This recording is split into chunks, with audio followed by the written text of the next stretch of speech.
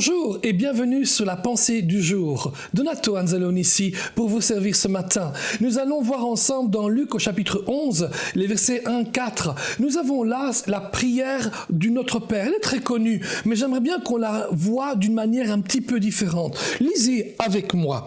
Luc 1, 11, les versets 1-4. Jésus priait un jour et un certain lieu. Lorsqu'il eut achevé, un de ses disciples lui dit « Seigneur, enseigne-nous à prier, comme Jean l'a enseigné à ses disciples. » Il leur dit « Quand vous priez, dites « Père, que ton nom soit sanctifié. Notre Père qui est dans les cieux, que ton nom soit sanctifié. Que ton règne vienne. Donne-nous chaque jour notre pain quotidien. Pardonne-nous nos péchés, car nous aussi nous pardonnons à quiconque nous offense. Et ne nous induis pas dans la tentation. » Amen. Alléluia. Et voici donc Jésus priait, et il priait d'une telle manière, avec de tels résultats, que ses disciples lui demandaient « Enseigne-nous à prier ». Et Jésus lui a dit « Voilà comment vous devez prier ». Et voyez-vous, lorsque nous prions, nous faisons comme beaucoup de monde, et notamment comme Jésus nous dit ici « Donne-nous notre pain quotidien, pardonne-nous nos péchés, ne nous conduis pas dans la tentation, mais délivre-nous du mal. Donne-nous, pardonne-nous, conduis-nous, libère-nous. » Et très souvent, c'est là l'essence de notre prière. Donne-nous, pardonne-nous, conduis-nous, libère-nous. Mais ce matin, nous allons voir ensemble quelque chose d'autre. Nous allons voir qu'il y a des préliminaires à cette prière. Jésus dit, avant même que vous arriviez et que vous dites « Donne-nous, pardonne-nous, conduis-nous, libère-nous », dites plutôt « Notre Père qui est dans les cieux ». Et la première chose qu'il dit, quand vous priez, rappelez-vous que vous priez au Père. Amen. Dieu dit « Invoquez-moi, appelez-moi et je vous répondrai ». Alléluia. Quand on prie au Père, nous savons que nous prions à quelqu'un qui fait partie de notre famille. Lorsque vous priez, vous faites partie de la famille de Dieu et la prière change les choses. Amen. Il y a une confiance parce que vous savez que vous priez à votre Père. Ensuite, Jésus dit, quand vous priez, dites notre Père. Et ensuite, il dit, qui êtes dans les cieux. Quand vous priez, rappelez-vous que vous priez dans les cieux. Alléluia. Notre Père qui est dans les cieux. Votre prière ne s'élève pas jusqu'au plafond. Votre prière ne reste pas dans la pièce où vous êtes fermé. Votre prière va jusqu'à la salle du trône de Dieu. Alléluia. Notre Père vit dans les cieux, sur son trône. Alléluia. Et quand nous voyons le ciel, nous voyons la vision de comment devrait être le ciel, puisqu'il dit que ta volonté soit faite sur la terre comme au ciel. Alléluia. Ainsi, lorsque vous priez et que vous fixez vos yeux vers les cieux, vous savez que ce que vous voyez dans les cieux, c'est la volonté que Dieu veut qu'il y ait pour votre vie et sur la terre. Amen.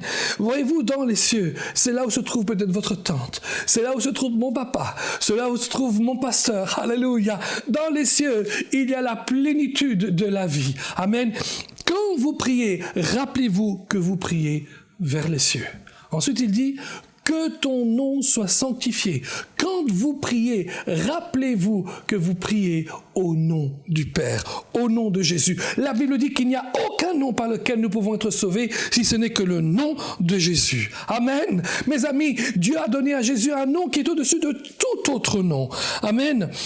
Le nom de Jésus. Quand j'avais 12 ans, pas plus que 12 ans, mon père avait un grand commerce de fruits et légumes en gros. Et c'est extraordinaire. Un jour, il me dit, mon fiston, va chez un de mes clients et tu vas toucher une facture.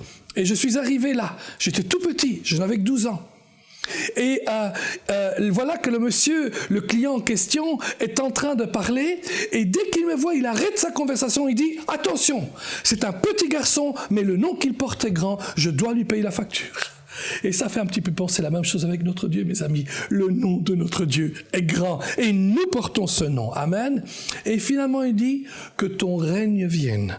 Mes amis, que ton règne vienne. Quand vous priez, n'oubliez jamais le protocole divin.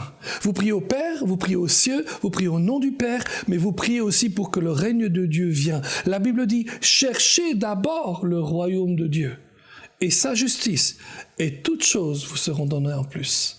Et ensuite, et uniquement à ce moment-là, une fois que nous avons fait et suivi ce protocole divin de la prière, nous pouvons ensuite aller vers le Père et lui dire, donne-nous, pardonne-nous, conduis-nous, libère-nous. Amen. Il y a un protocole de la prière et je veux que vous sachiez, je veux que nous sachions que la prière change les choses. Lorsque ma fille est née handicapée et qu'elle ne pouvait pas marcher, elle ne pouvait pas parler, elle ne pouvait pas avoir de la bonne motoricité et elle devait mourir à l'âge de l'adolescence, je veux que vous sachiez qu'il n'y avait aucun espoir naturel. Mais la bonne nouvelle, c'est que la prière change les choses.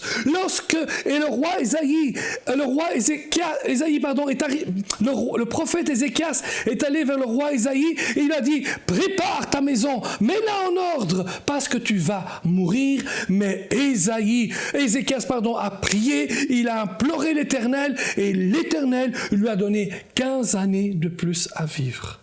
La prière change les choses. Et lorsque vous priez, suivez le protocole divin. Priez au Père. Rappelez-vous que vous priez dans les cieux. Quand vous priez, rappelez-vous que vous priez au nom du Père, au nom du Fils, au nom du Saint-Esprit. Et finalement, rappelez-vous que quand vous priez, pensez toujours au règne de Dieu. La Bible le dit. Cherchez d'abord le royaume de Dieu et sa justice, et toutes choses vous seront données en plus. Amen. Pour aller plus en profondeur, vous pouvez lire et télécharger la version complète de cette pensée du jour sur le site enseigne-moi.com.